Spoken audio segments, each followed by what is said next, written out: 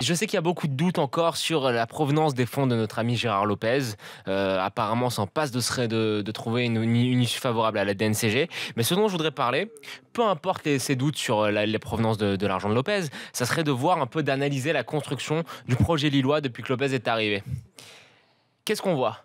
Première recrue, Marc Ingla, parfait pour valoriser le club.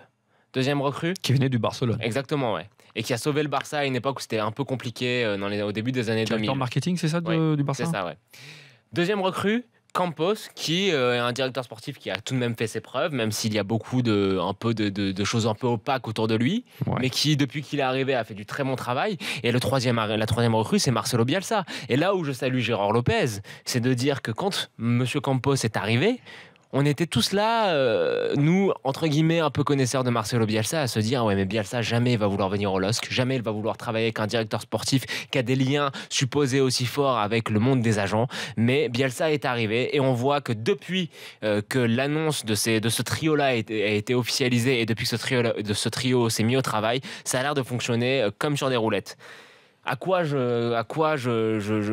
je tire cette conclusion, c'est quand je vois le recrutement qui a été fait, notamment cet hiver et le début de cet été là, je vois que des recrutements malins. Cheka, j'ai été totalement séduit par ce joueur-là. Je trouve qu'il a un potentiel énorme au milieu de terrain. Je trouve que c'est un super joueur et de l'avoir payé que 4-5 millions d'euros, je trouve que c'est une très très bonne recrue. Je vois l'arrivée d'Alonso, le défenseur paraguayen que j'ai vu beaucoup jouer avec le Cerro, qui est un défenseur qui est promis un très bel avenir, notamment en passant entre les mains de Marcelo Bielsa.